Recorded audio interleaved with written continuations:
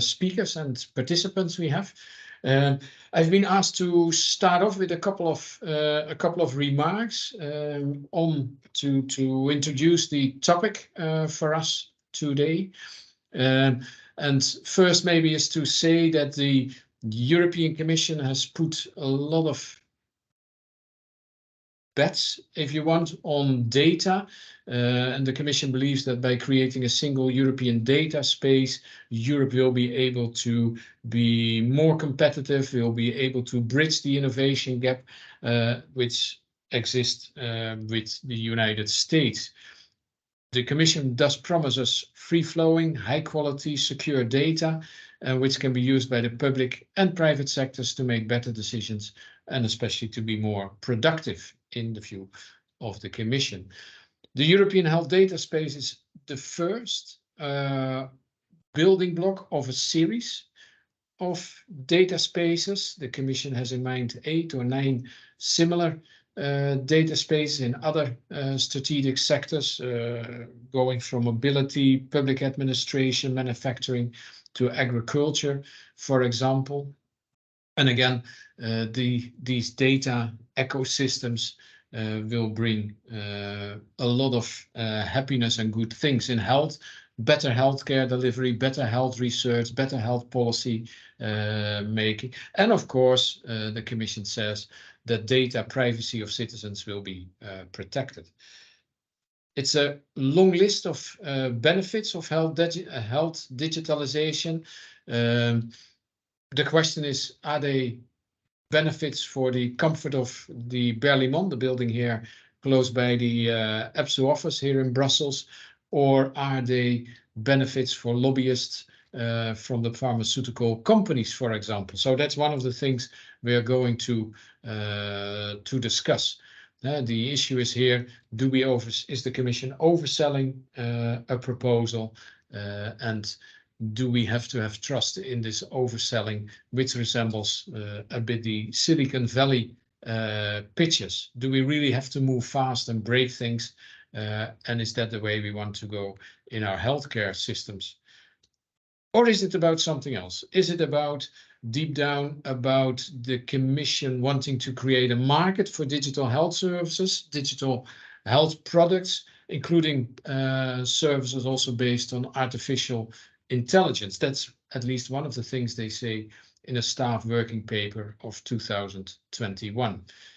And are the views then of workers, of privacy advocates, of public health advocates who caution, who have concerns, are they then brushed off for the sake of convenience as being technophobe, anti-innovation, etc.? At least for trade unions, we think that would be a serious mistake. EPSU, but also the Organization of European Doctors, we hear from later.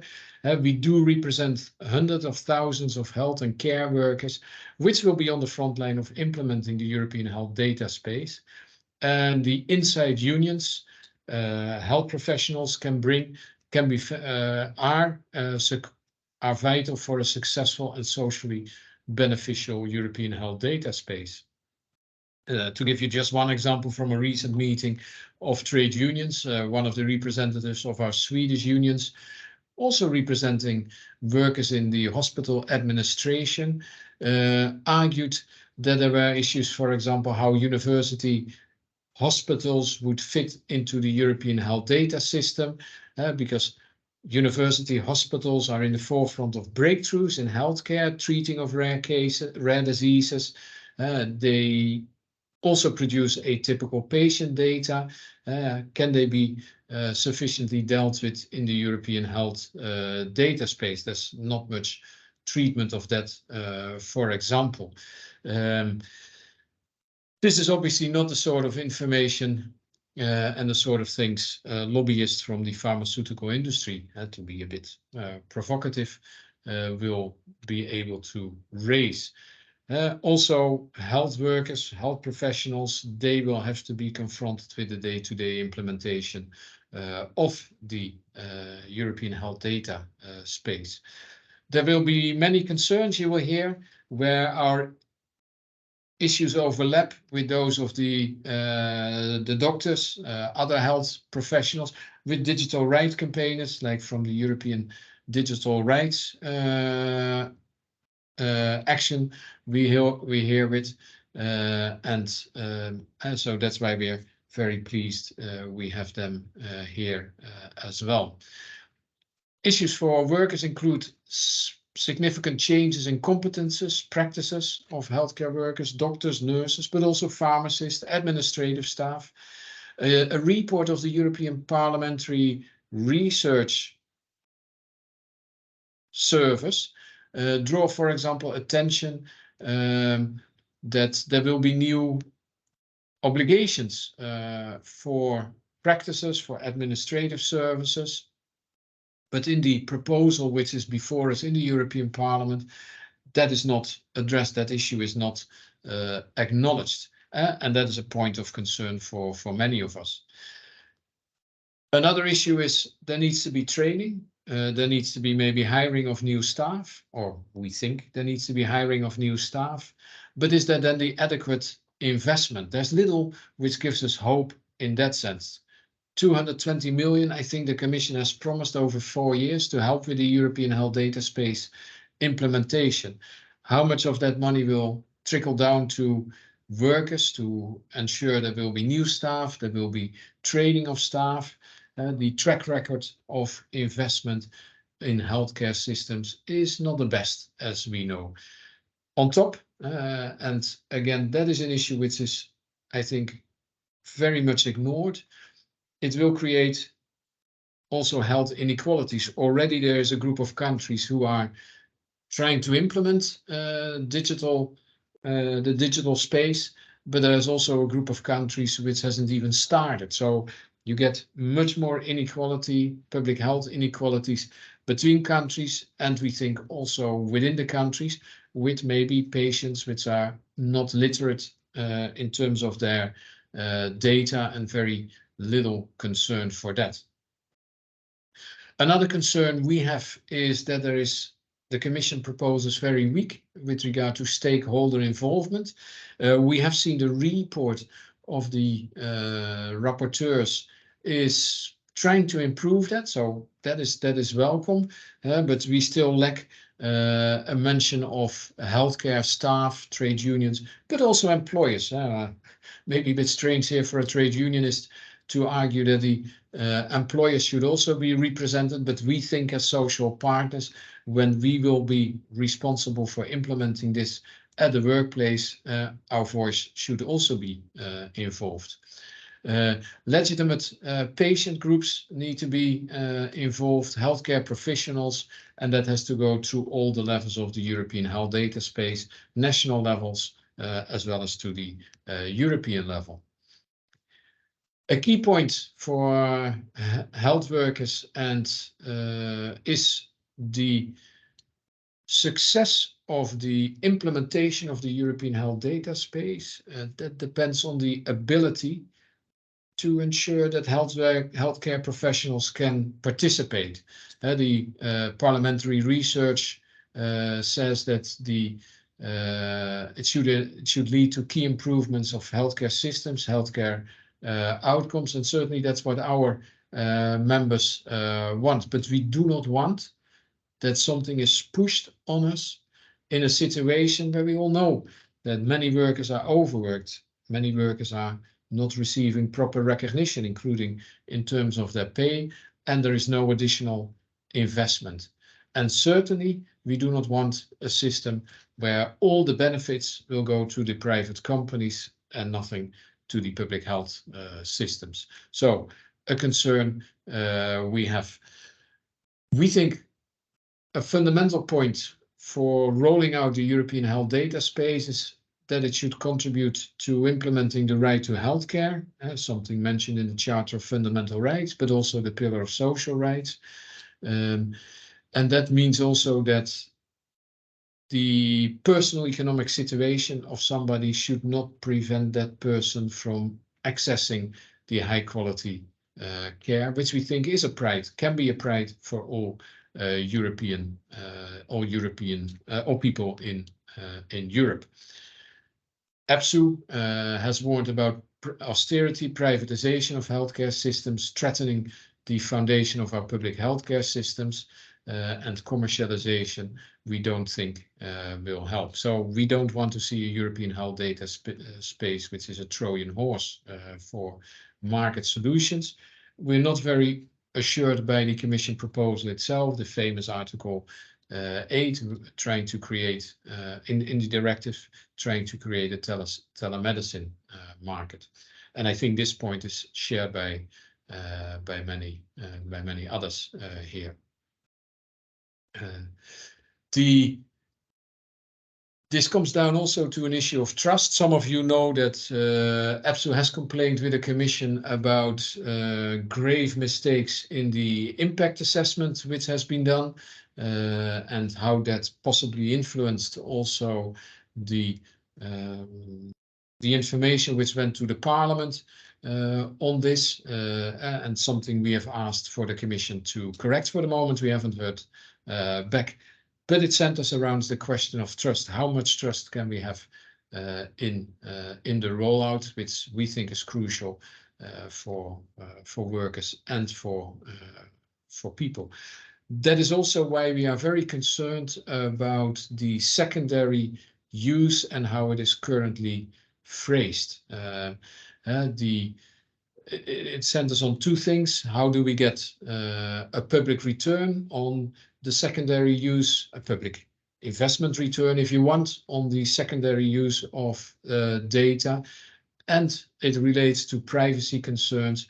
Do we really have control over the secondary use of our health data? Do we allow others to determine that?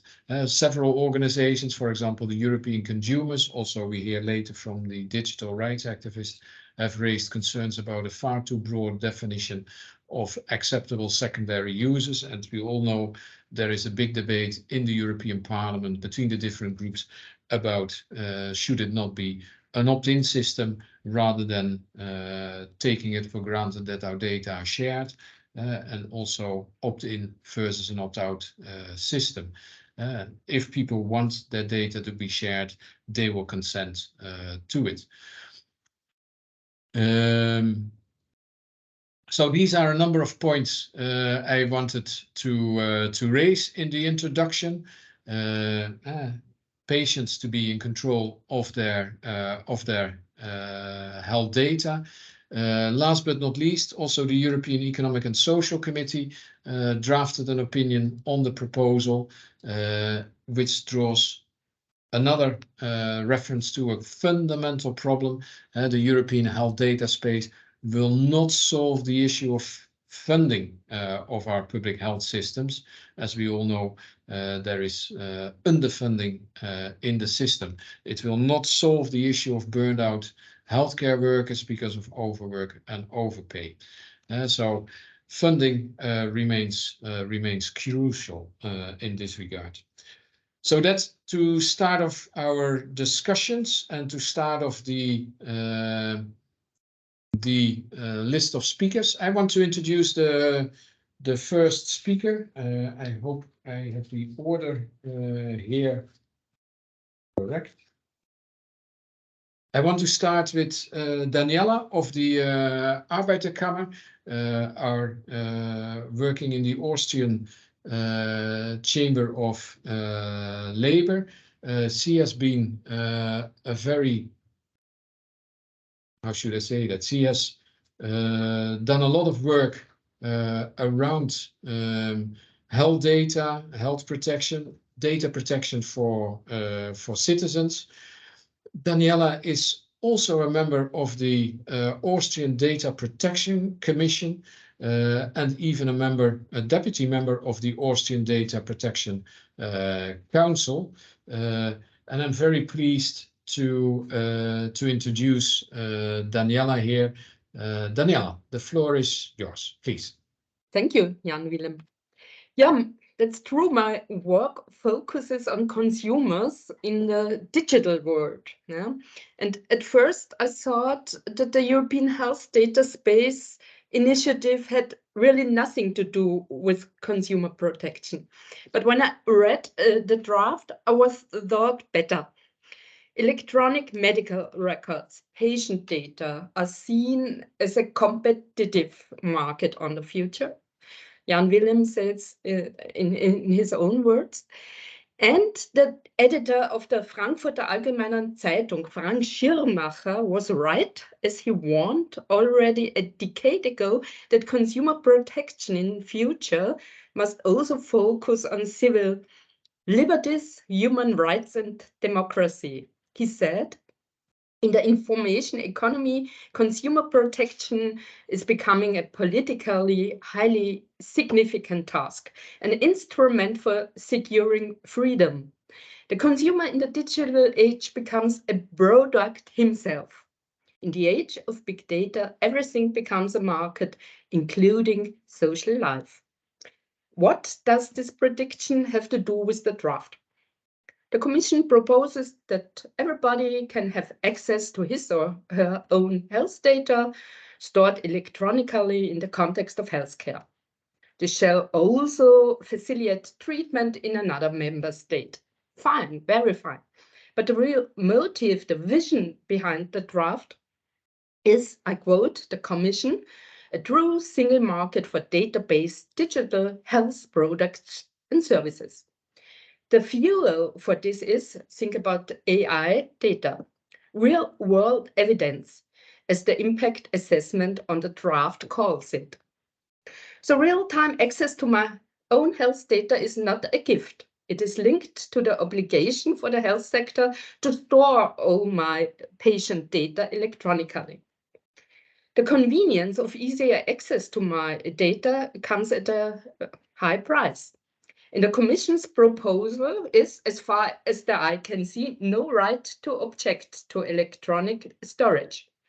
In Austria, we have in this regard digital self-determination in the form of a right of opt-out. Storage of health data is prohibited under the GDPR with strictly interpreted exceptions. The GDPR also sets strict limits on the further use of my data without my consent. But the proposal is a lex specialis. Insofar, the GDPR does not apply. This is clearly visible to me in Article 33. I quote, if the consent of the natural person is required, the access points for health data shall refer to this chapter when disclosing the data. With this, the vision of a huge EU-wide data pool can take shape. Bureaucracy, politics, companies, science from 27 member states can make use of the data from this pool without the knowledge and without the ability of consumers or patients to influence it. The condition of consent, or at least a right to object to the further use of my data for hundreds of other purposes, would no longer exist. Consumers, as data suppliers without any rights. The project is therefore extremely exclusive in terms of fundamental rights.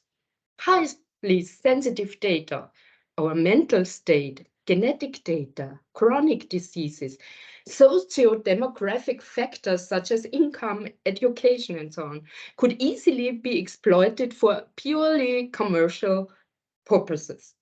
According to the draft, innovation and development of products and services and the feeding of AI systems with data is also a public interest. Do you think that consumers really agree that their pseudonymized health data enriched with hundreds of other factors will be accessible to anybody, including business, political parties, governments, and if they have bad luck, insurances or employers? By the way, the Commission itself does not believe in data security with purely pseudonymized data. There is no other way to understand the prohibitions in Article 35. If we only speak about data without any personal reference for research, It wouldn't be necessary to forbid the following in the draft: decisions to harm a person, exclusion from insurances or changes in price, and promotional activities targeting health professionals. Attention, attention. Advertising addressed to consumers isn't prohibited. And in view of these prohibitions, once again, the Commission does not believe in trustworthy anonymization of all this data.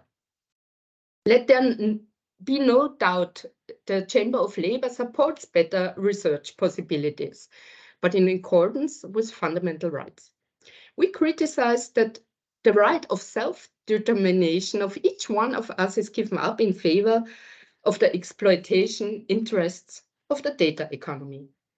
I quote from the impact assessment: North America dominates the global electronic health record market.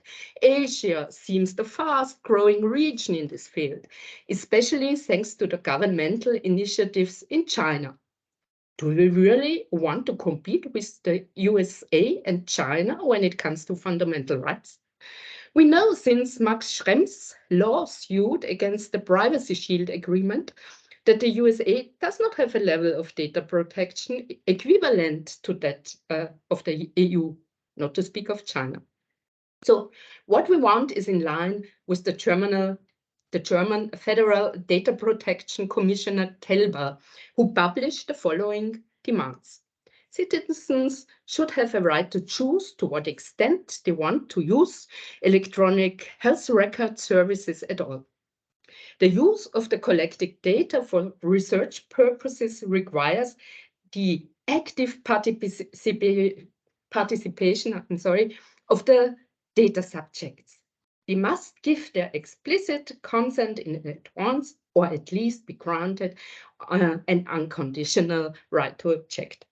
So let me come to an end. What do we want? No excessively broad definition of health data.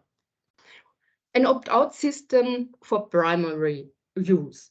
An opt-in for reuse of the data, with one exception I have to explain in short. It is a Daniela, please round off. Yeah.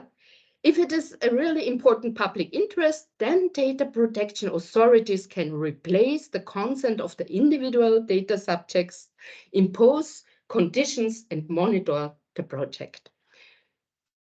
The last, which is detailed safeguards regarding secondary use, a guarantee that conclusions about my persons are impossible, and a general ban on commercial use by insurances for marketing and employers. And the last one, an upgrading of the data protection authorities. The DPAs must be involved in the authorization process. Thank you. Thank you very much, Daniela from the Arbeiterkammer, Austrian Arbeiterkammer, for setting out that perspective from a very strong consumer's point of view. And I reckon there may be various questions. If there are people who want to pose questions in the upper part of the Teams meeting, there's this question and answer button where you can pose questions if you want to, and then we will try to bring them into the discussion later on. So thank you, Daniela, very much for this.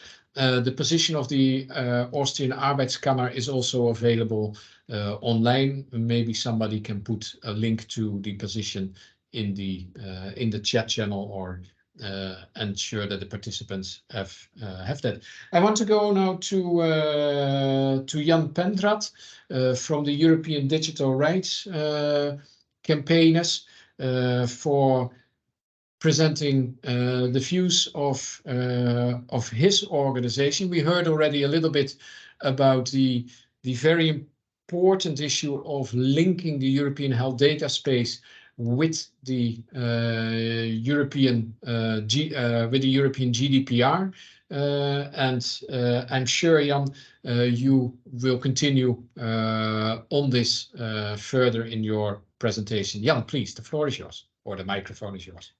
Thank you, and absolutely. Thank you so much for having me. I will indeed build a little bit on the very important remarks Daniela has already made. So European Digital Rights is a digital rights network. We represent 47 human rights organizations across the EU who work in the field of digital. So most of our people are tech experts, professors of computer science, for example.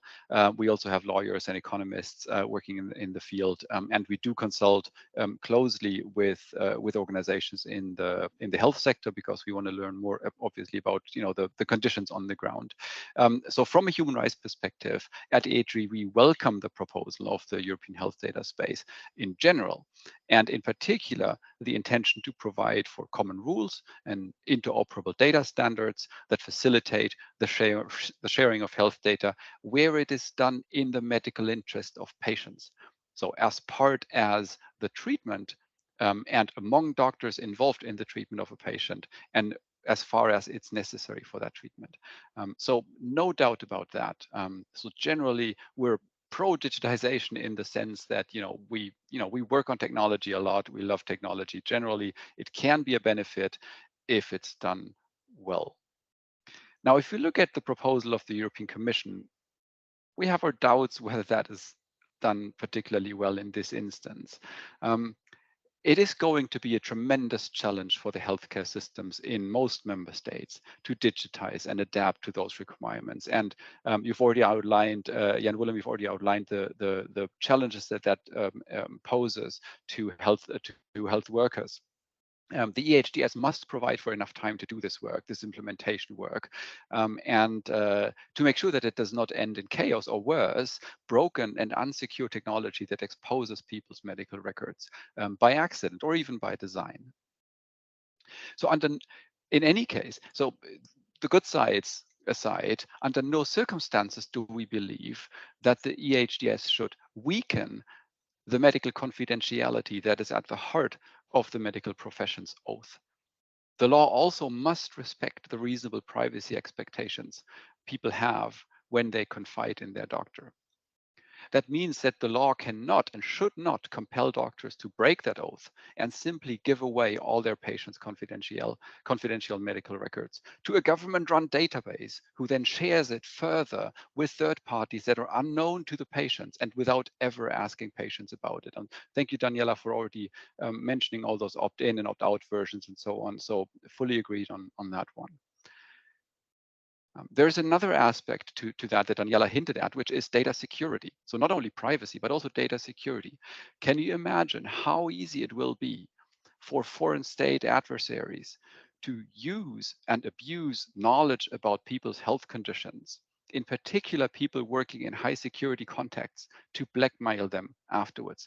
Think of people working in the intelligence services, police, but also engineers and CEOs in large companies, how easy it would be to blackmail them to give up intellectual property, for example. And you know how tense the international situation is right now. This is not a theoretical risk. This is already happening today, where let's say Russian hackers are trying to infiltrate hospitals to get their hands on data.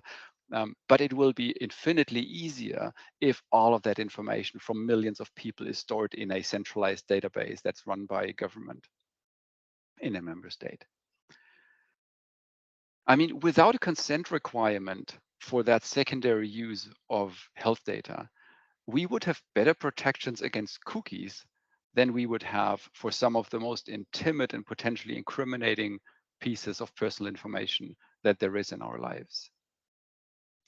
Now, of course, I know that medical data is important for a lot of the crucial medical research that is being done. And having this data in digital form makes research easier, of course. But before allowing to share, the EHDS must include a consent requirement so that patients can decide whether their personal records are being given away. Now, some people are worried that researchers won't have enough data if we ask patients and if they had a free choice. Well, think about what it means. It basically means we're acknowledging that people might not want their medical records to be shared in that way. And I think that's an important step to take. Now, luckily, the situation I don't think will likely be that dire in the end. There was just recently, I think the past week or something, also a representative Ipsos poll in a couple of European countries in which 75% of respondents said that they would be willing to share their medical records if asked for consent, which I personally translate into if I can trust the system, right? So we need to build a system people can trust, otherwise they won't feel comfortable sharing their data. And that's particularly crucial given that the health data space, this definition of health data is incredibly broad and includes information about, for example, the consumption of different substances, homelessness, health insurance, minimum income, professional status, all of these things are explicitly mentioned in the proposal, even behavior. And then it encourages data users to enrich the data with sensitive information from other sources, such as wellness apps and wearables. You know where this is going, right? So we're talking about an extensive profiling machinery without consent, something that would never have been accepted in the context of GDPR. Anyways, and maybe very quickly, because my time is running out, I want to say a last word about anonymization, because it's been mentioned. Thanks, Jan, if you indeed can round off. Absolutely. So anonymization is not something we can put our trust in. It's not like anonymization magically turns personal data into non-personal data. There are numerous ways, and there is a decade of body of research into how anonymized data can be re-identified easily when combined with other pieces of personal information. And this has been known for, again, for over a decade. Anonymization can be a possibility if you have small data sets or very few data points, but as soon as you talk about large data sets with a lot of data points, more than 4, more than 5, highly personal information, such as health data, re-identification is trivial for experts these days. And so we cannot just rely on anonymization to protect the information when we give it away. We have to keep this in mind. Thank you. Thank you, Jan, for that perspective and sharing your concerns with us.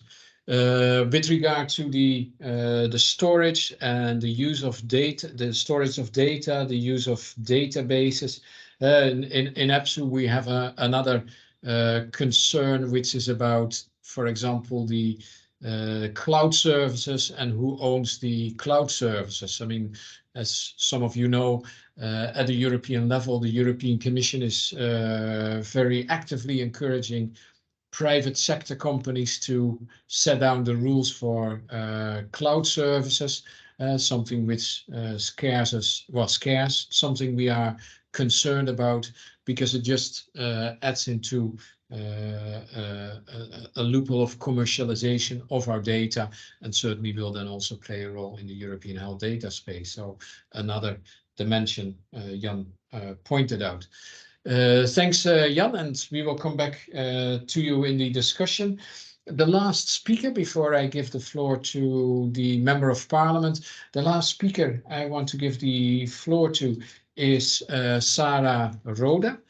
Sarah Roda works for the European Committee, the Standing Committee of European Doctors, a close partner of EPSU. She's also responsible for the digital health file within the CPME, and she is actually trying to pursue a PhD, I think, Sarah, if I'm correct, on data protection and health. So we're very happy to have you here and share with us your concerns from the perspective of the health professionals, in particular the doctors.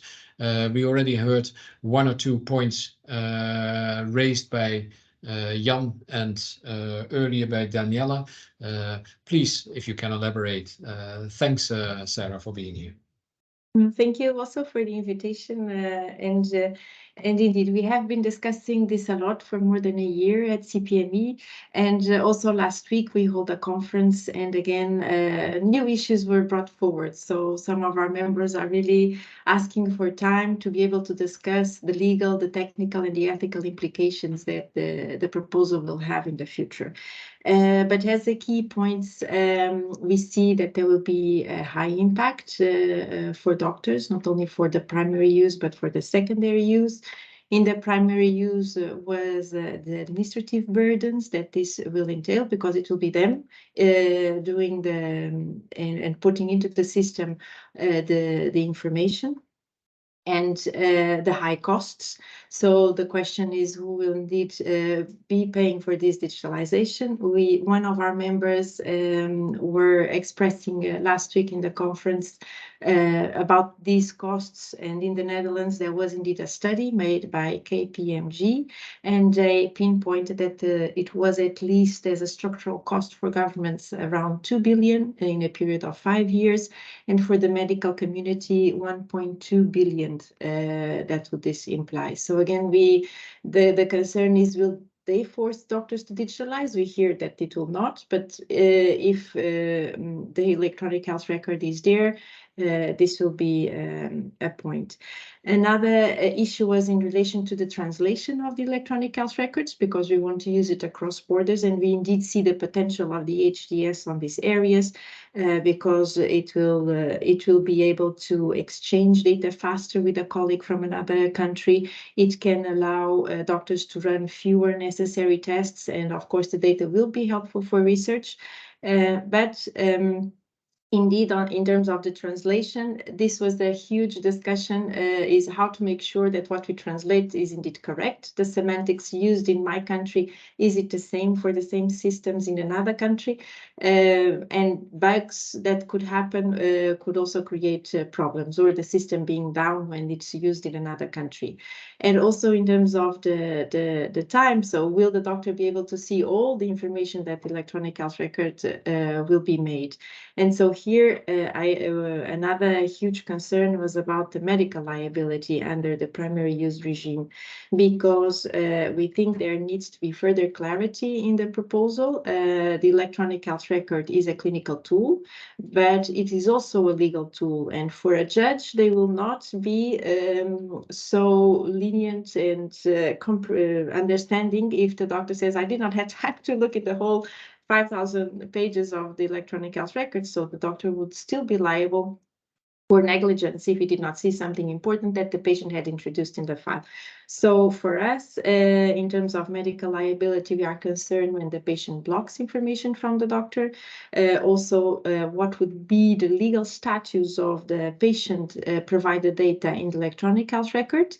And here we advise that this is not included in the patient summary. It's something really separate from the patient summary, and that no legal effect comes if the doctor does not see that information, because the information provided by the patient might not be relevant for the doctor in that point in time.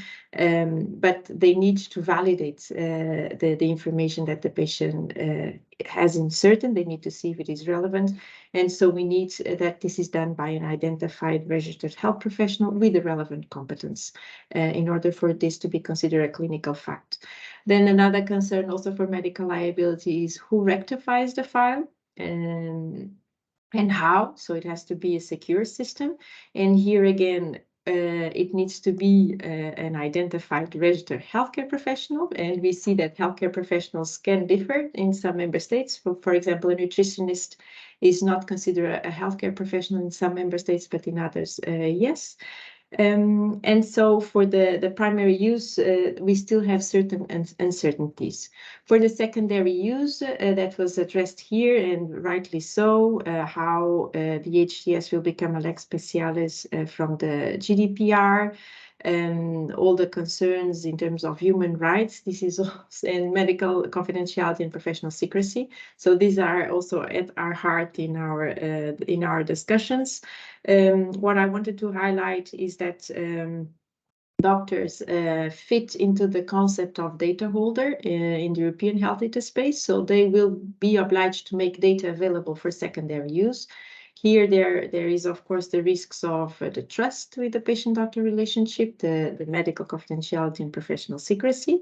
And so besides the burden and the additional data management tasks that this will entail. So as you rightly mentioned, Jan, about the shortages of healthcare professionals, the burnouts, and all of the measures that member states are not yet addressing sufficiently, digitalization will not help in that part. And also what we were hearing last week with our members is that those that have been digitalized, the time that they have with their patients has decreased.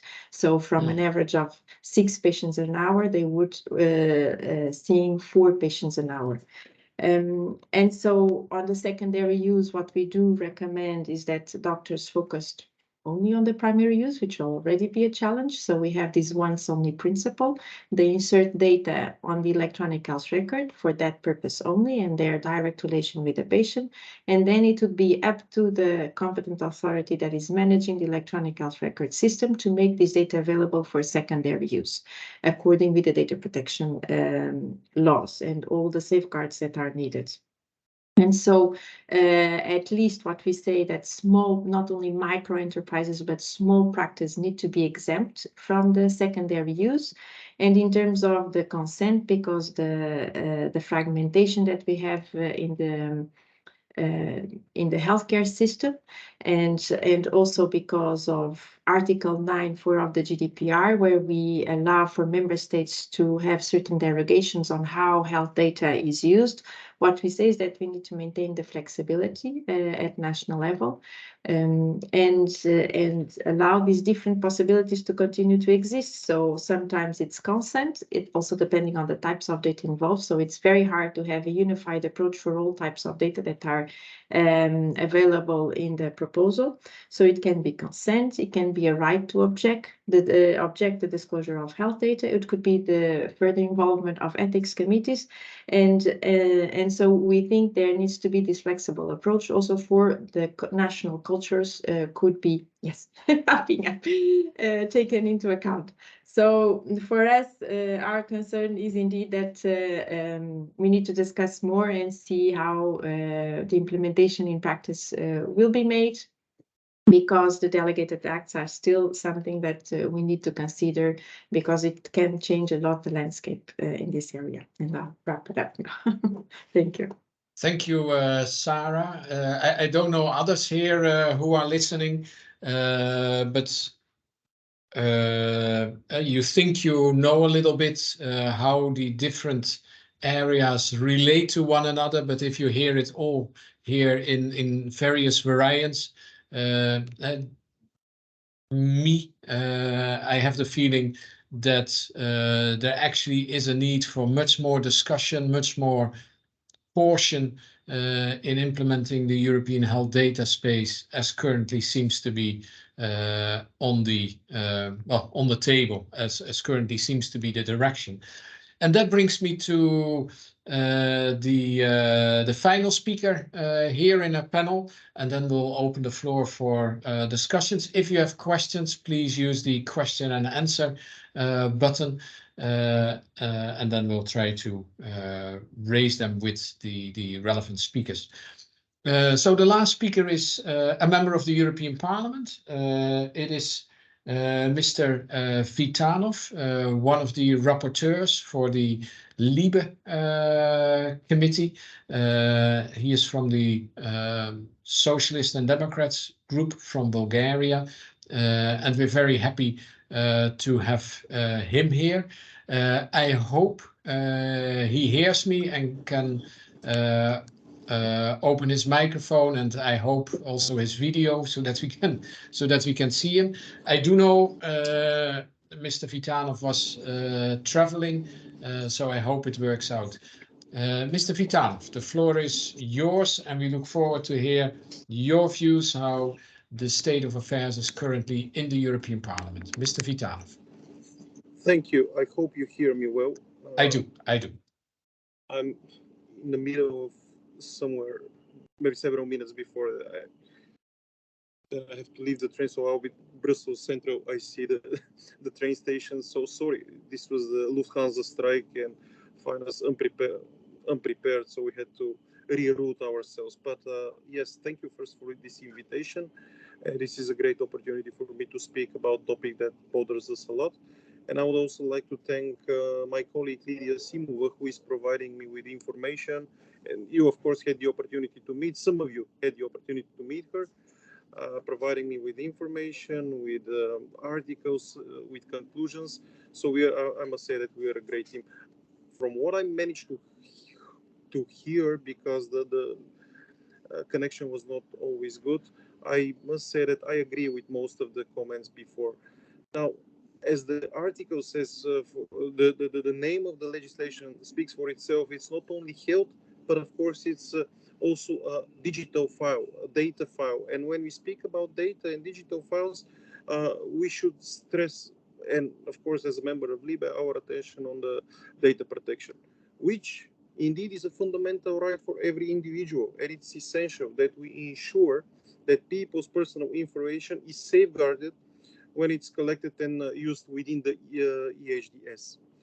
And of course, with the increasing use of the digital technologies in the healthcare sector especially, there is a growing need to strengthen the protection provisions in order to safeguard sensitive personal data, such as medical records, for instance. Now, of course, this health data is highly sensitive information, which means that it deserves the highest level of protection. So EHDS is intended to facilitate, obviously, the sharing of health data across the European Union. And I'm not going to speak about the benefits here. You can see that when it comes to health, a lot of benefits, including the cross-border access to healthcare and health services. But I must say and underline that it must be done, however, in a way that protects the privacy and security of the individuals whose data is being used. So the risk associated with the data breaches are significant and can have far-reaching consequences for individuals. Health data can be used to make decisions about persons' access to healthcare, insurance coverage, the employment, among many other things.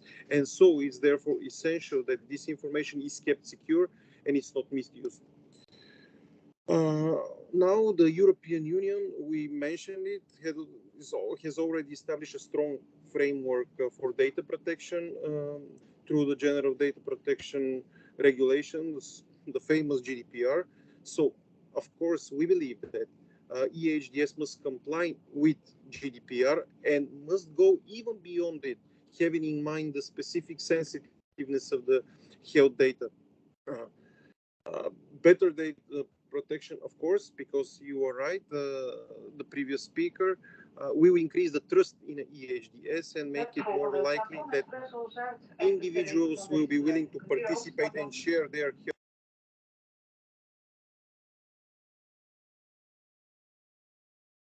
Peter, Sorry. So I'm saying that we need to increase the trust in the EHDS, and it can happen only if we, of course, oblige the individuals to give consent, because this is essential for the success of this initiative. And let me also underline the recent polls I think in several countries, which showed that the overwhelming majority of citizens would rather be asked in advance whether their health data would be accessed, seen, processed, but even by health professionals and researchers.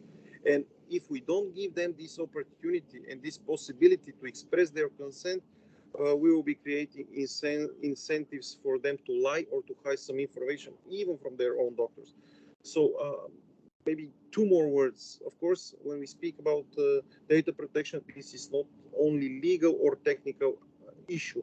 This is also a social and ethical issue. So this is important to consider the broader implication of sharing health data and to ensure that the EHDS respects the values and preferences of individuals and society as a whole. And maybe because I'm not a rapporteur, I'm a shadow rapporteur, but anyways, in all my amendments, we try to make sure that data protection is strongly and highly secured.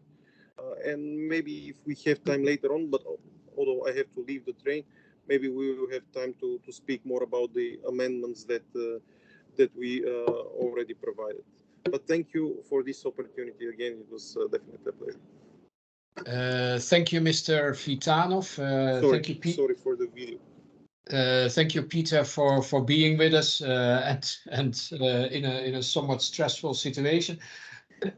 Peter, if you're still with us, may I straight away ask you a question? One of the things we are concerned about. The Commission proposal has references to so-called delegated acts, with other words, without consent of the legislators, certain key aspects of the European health data space, the ability to change the list of priority health data could be changed. What is the view in the Parliament, or at least the view of you on this? I would say we would be more in favor of ensuring that the European Parliament, the legislator, always have the control of that sort of discussions. But maybe you can elaborate on that where you are. Well, for us, and these are also part of the amendments, we don't think that we must have a list of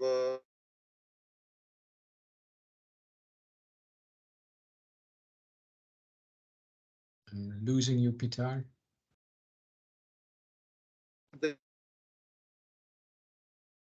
Peter, you are probably in a spot in the station. We lost you, Peter. You're probably in a spot in the station where the connection was.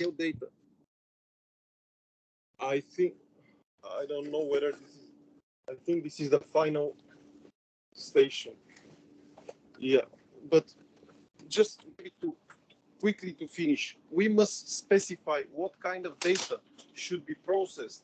And we are against any implementing or delegated act that can change this specific data.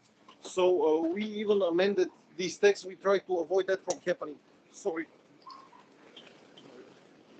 Yeah. Can you hear me? I do. Yeah. So this is basically an answer to your question. Thank you, Peter. Sorry.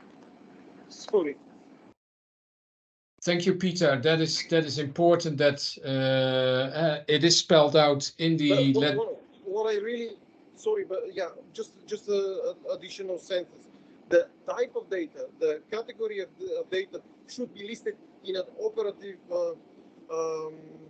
part of the regulation of this whole legislation. So it cannot be amended constantly with all kinds of acts. So thanks. Thanks, Peter. That was the conclusion I wanted to draw, that at least in your group, and I hope others, there are concerns about the changes of these priority health data, which don't have to go through the Parliament and can then be done by delegated acts, which also gives citizens and groups like ourselves less access to the discussions. Thank you, Peter, for being with us and for sharing your concerns. I hope you can stay for the next half hour and maybe intervene in one of the discussions. I will probably join after I go to the car. And of course, maybe if I have time to go to the European Parliament, then I will rejoin again. Smashing, Peter, and great that you were with us. Everybody here, don't hesitate if there are any questions to put them in the chat channel. I want to start with a question to Daniela. Daniela, I think we have heard quite a number of concerns which the doctors, the European digital rights activists, also the trade unions, but also you, from a consumer perspective, seem to share.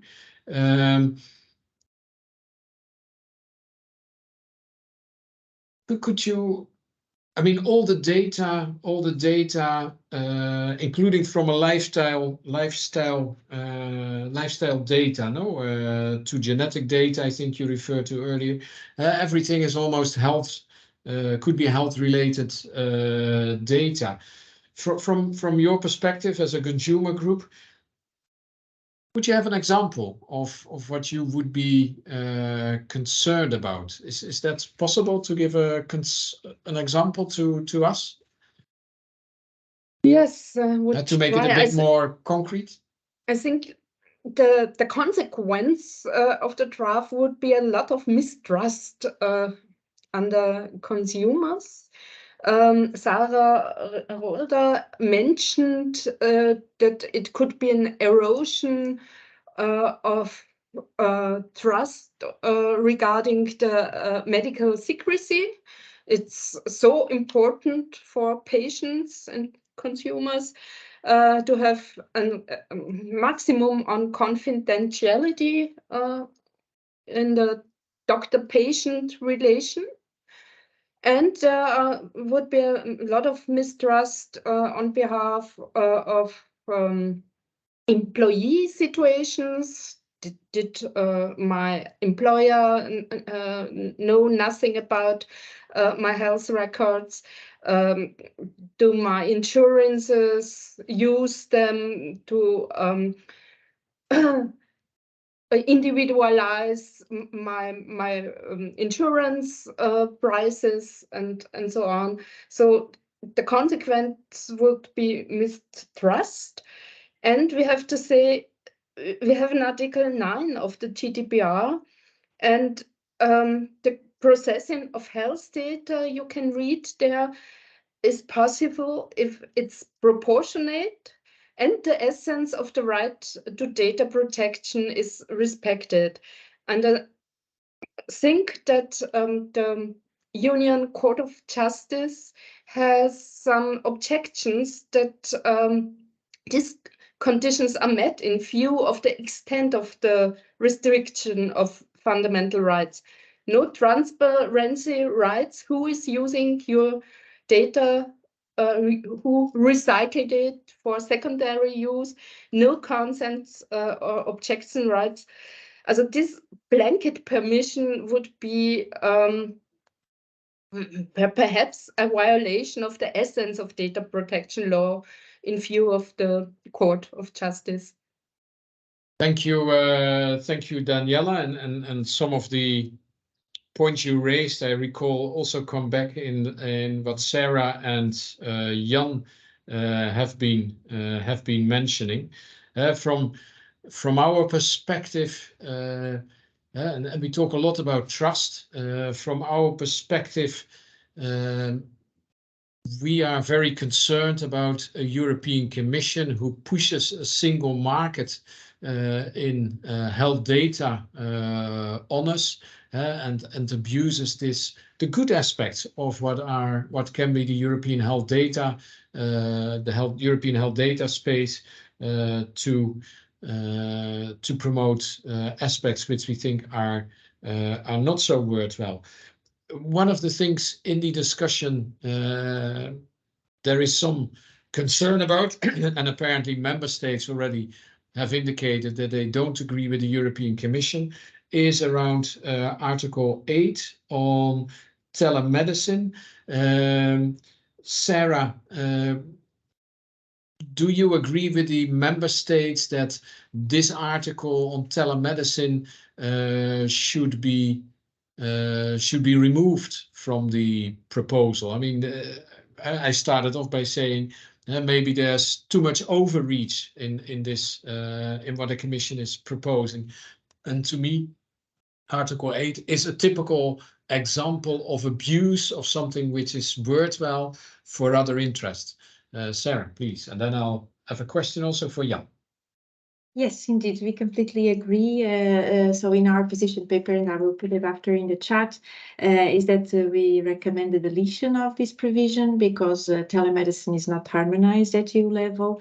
There are different rules on when telemedicine services can be used, for which medical conditions, how often, what can be diagnosed in whom, so it's quite different. And we think that regulating this at EU level implies regulating over member states' responsibilities for the organization and delivery of healthcare. So indeed, it should not be in this regulation. Perhaps they could consider also in the cross-border directive once, and if they decide to revise. But this indeed, it seems to be displaced where they are putting. We saw that the council strike out this article. The parliament not yet did not. So we don't know what does this mean, if this will be something to negotiate with the council, or indeed if the parliament believes that the telemedicine should be regulated at EU level.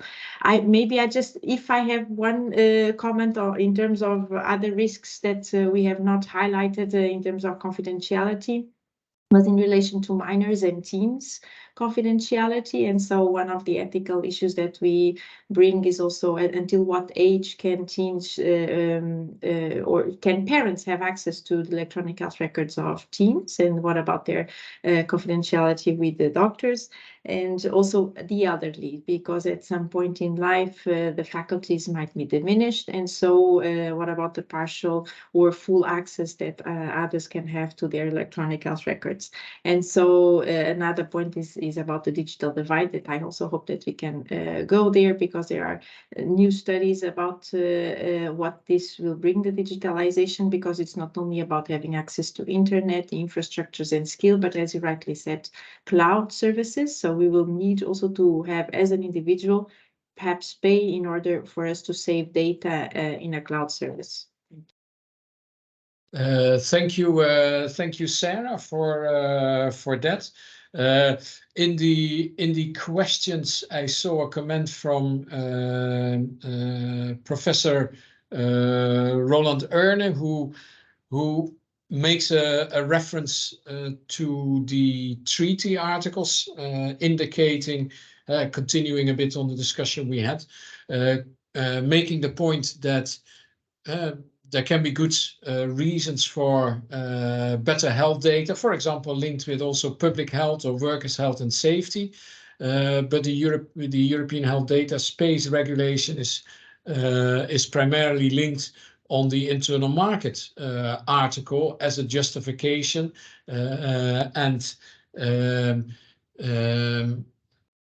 he also makes a reference to the Services Directive from 2006, where healthcare was actually excluded from that directive. So again, this might be one of the more fundamental problems with this whole proposal. Maybe Jan, you can continue on that discussion of the market.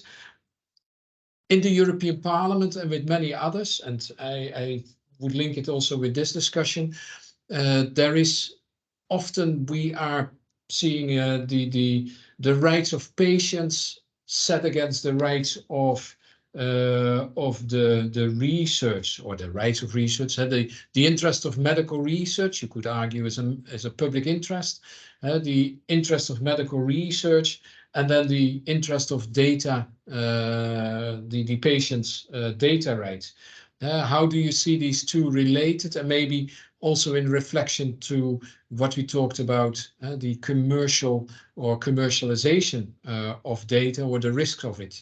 Jan, I hope you're still with us. Yeah, you are. Thank you so much. I think the commercialization is indeed a fundamental problem in the approach that the Commission has chosen. And you've outlined this nicely in your introductory remarks, that the Commission has, if you read in between the lines, or sometimes not so much in between the lines even, you can see that the primary purpose of the law is to create a market around the data sharing in favor of medical industries or health industries, broadly defined. And I say broadly defined because if it were just about pharmaceutical companies requiring data to invent new medication or medical devices, which would then be useful to treat, really dangerous illnesses, that would be much easier to discuss. But we're talking any industry, any individual. So the EHDS proposal says any legal or natural person can request access for research purposes as long as they can claim a very fluffily defined research interest in that data. And the only institution who can make a judgment over whether any research project is legitimate or not is the health data access body in the respective member state.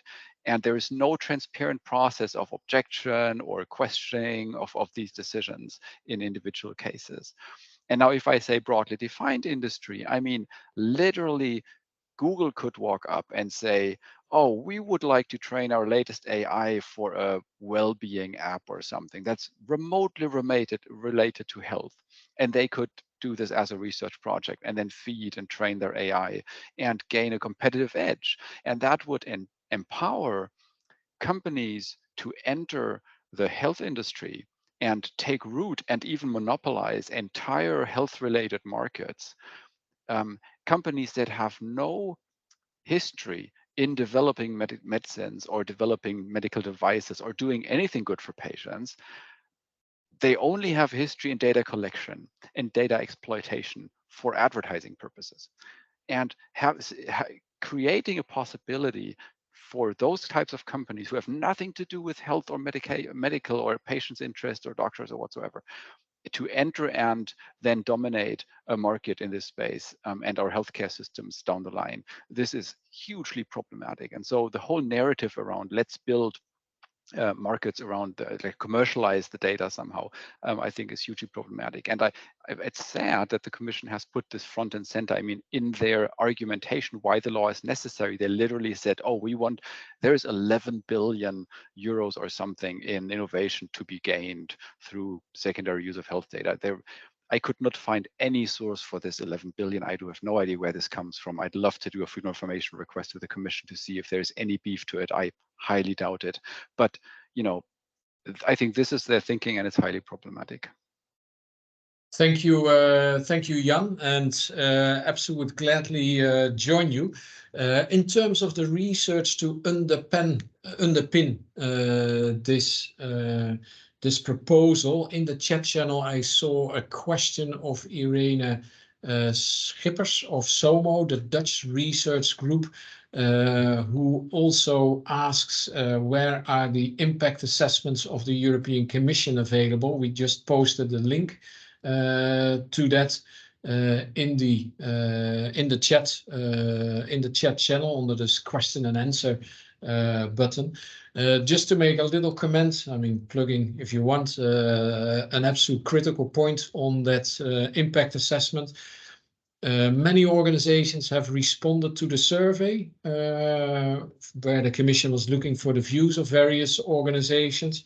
EPSU did as well. We had a critical position, and when we checked the file of the organizations which had responded, apparently there were 4 other trade unions which responded. We, to our great surprise, found that those 4 other organizations, 2 of which are clearly business, even from their names, and 2 others might have union in their heading, but that's more like a football union or a organization of union in the sense of being together rather than a trade union. So we asked the European Commission to clarify this and change, because the result of that was that the results of the survey and the critical position we had was diluted. And then, of course, it looks like everybody, 80–90% of organizations were in favor.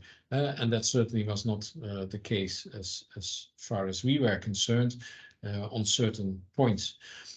So thank you, Jan, for sharing that. I had another question in the chat channel. That was a question of Johanna Rauchbacher from the Department of Social Security in in Austria, who asks us how we see the possibility of implementing the proposed European health data system, data space in member states, given there are many numerous differences in health systems and also the state of progress with regard to the digitalization of health systems.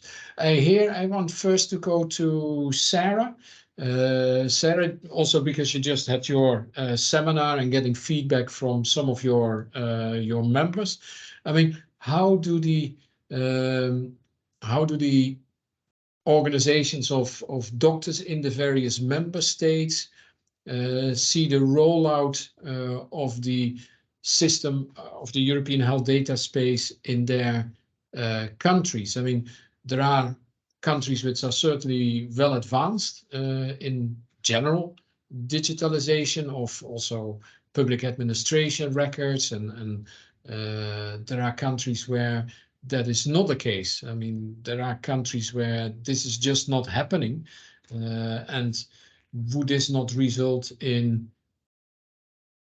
even bigger stress on the public health systems in some of those countries, possibly diverting also resources away from treatment, away from investment in, training of doctors, nurses, other healthcare staff?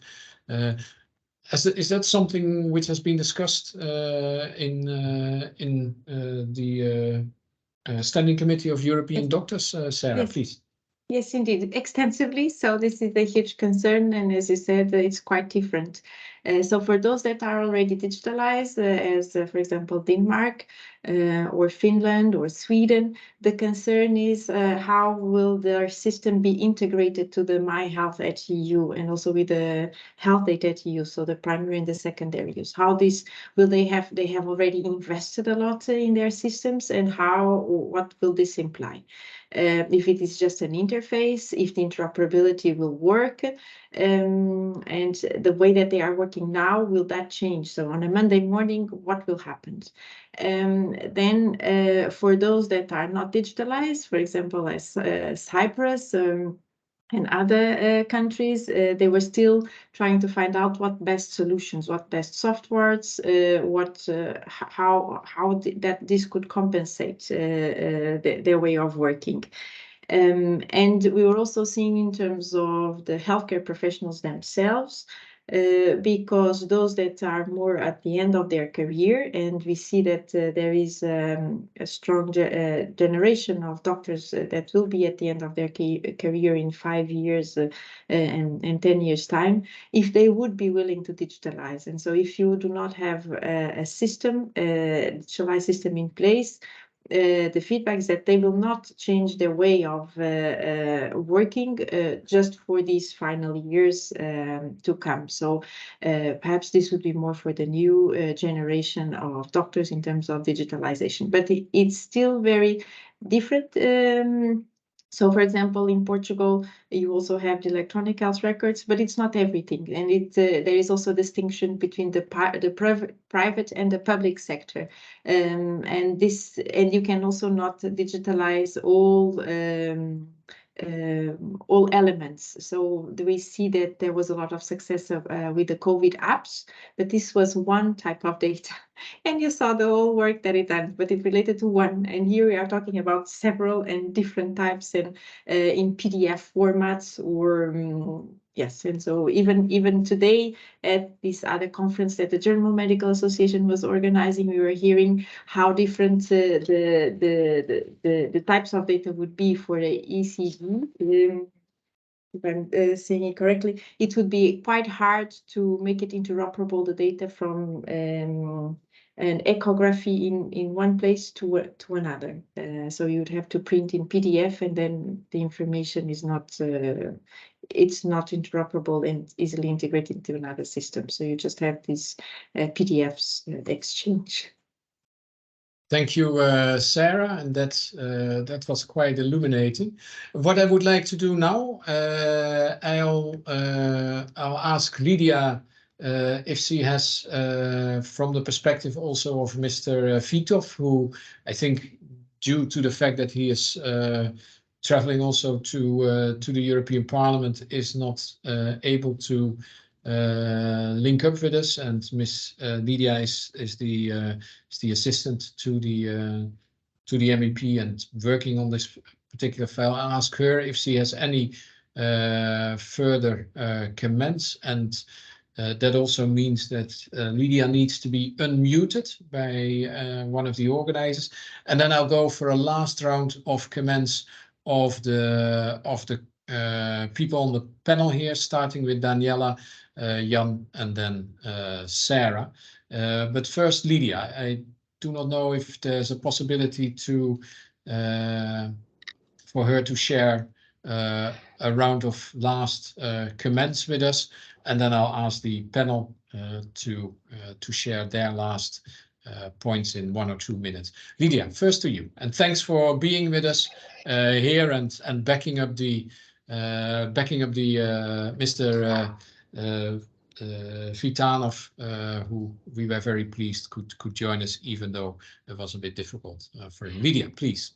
Thank you so much. Yeah, I'm very sorry that his intervention got cut short and he couldn't stay for the whole time. But you know how it is. It's very dynamic and very unpredictable. And when you're on the move, things like that happen.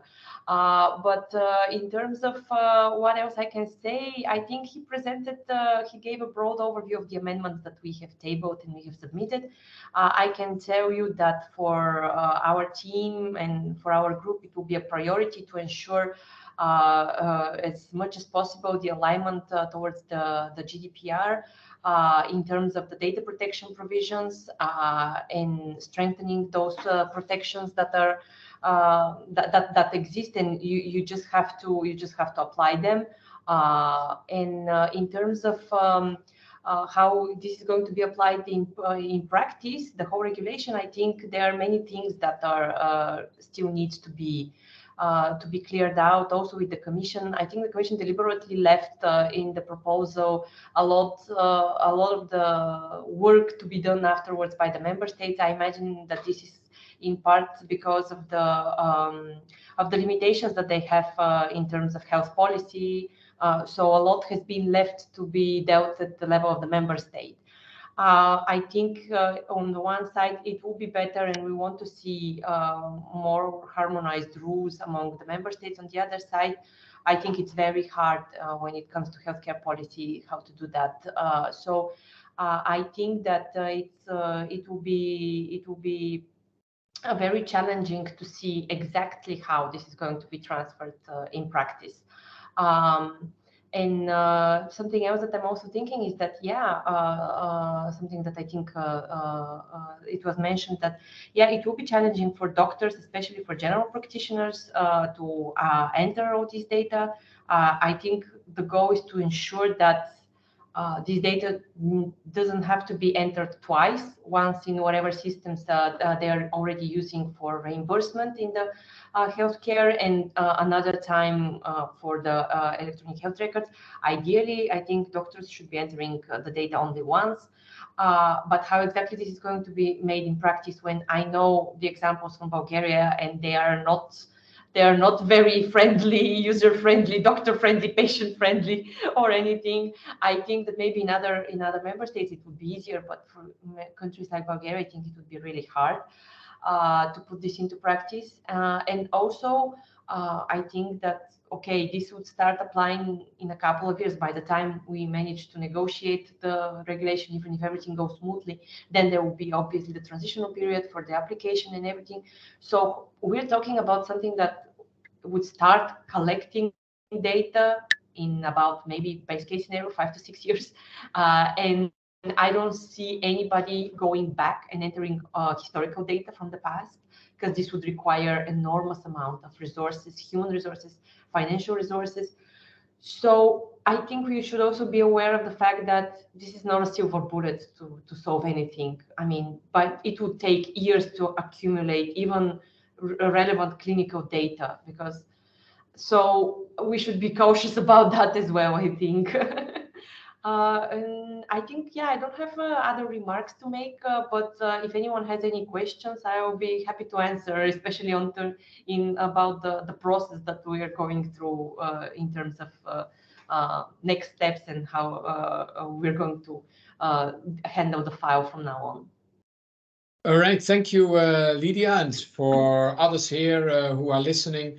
As you heard, Lydia, the assistant to MEP, Mr. Vitanov, is very happy to hear from your views. We are about to close the seminar, but just a little comment on what Lydia said.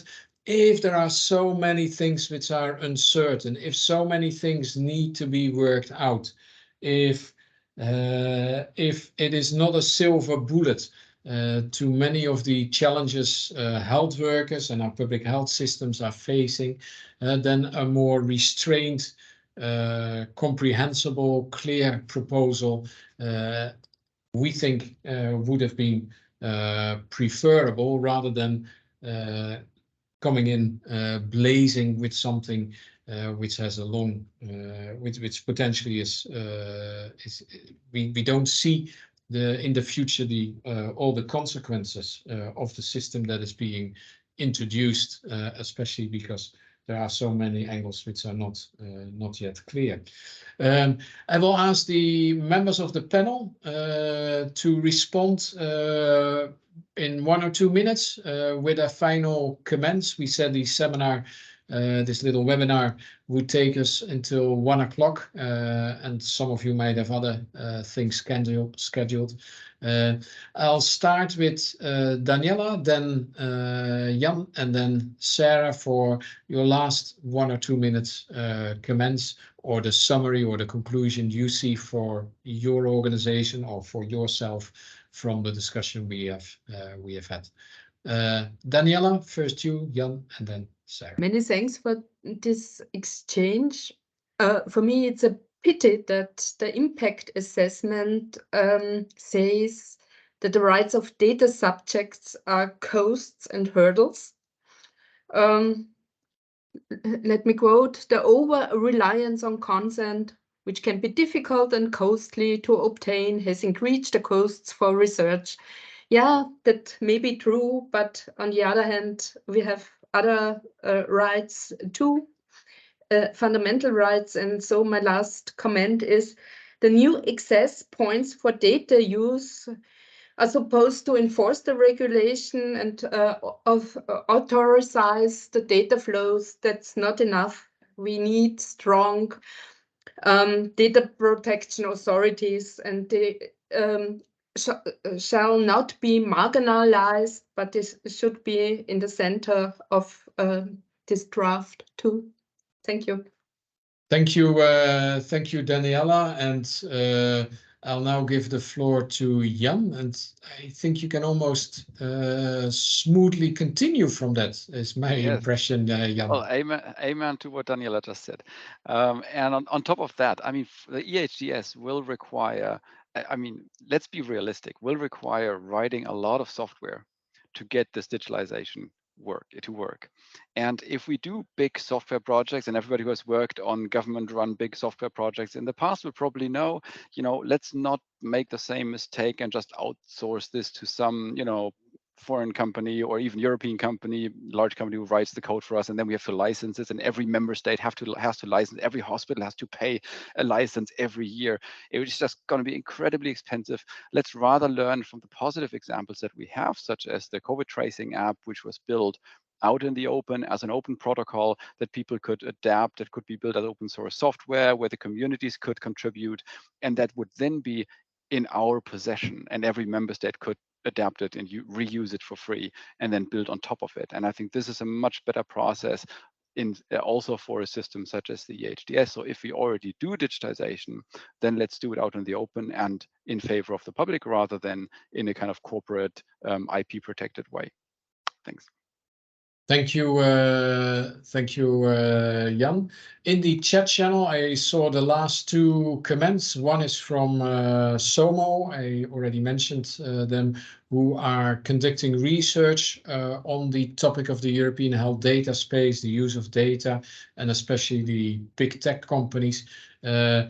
Please don't hesitate to contact the organizers, either in EPSU or in the Arbeitskammer. She is asking for context of European civil society organizations, so that we'll pass that on to Irene.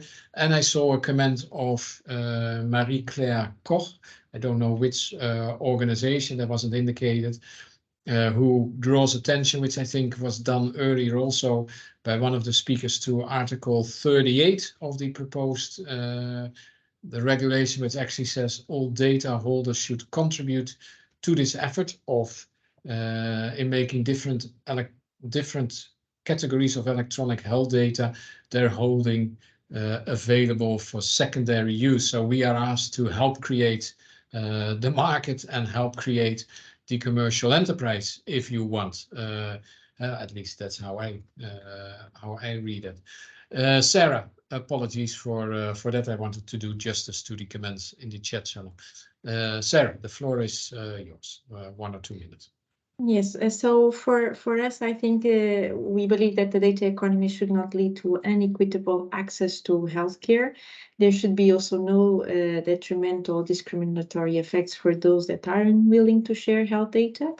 We also ask that the EHDS does not take doctors' time away from their patients, that they not diminish this trust in patient-doctor relationship, that they do not increase the administrative tasks and frustrations for healthcare professionals. And so for this reason, small medical practice should be excluded from the secondary use of health data. And last but not least, that of course, medical confidentiality, privacy, personal data protection, and ethical requirements compliance must be at the center of the secondary use of electronic health data.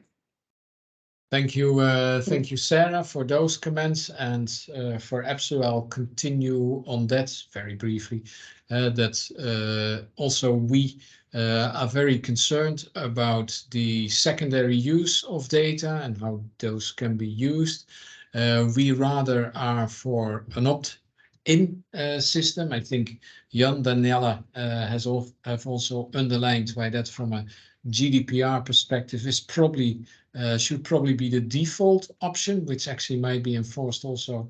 I think Daniela was referring to that by the European Court of Justice. We share the concerns of Sarah and the European doctors with regard to the impact on health professionals, health workers, the broader health workforce, also in a context where funding for our public health system is already strained, and as a consequence, because there's no hiring or not sufficient hiring of staff, shortages of staff, high workloads, and rolling out a European health data space on top of the work we have to do, which Sarah so kindly defined, of not take away time of the doctor or other health workers from patients, is certainly something we agree with.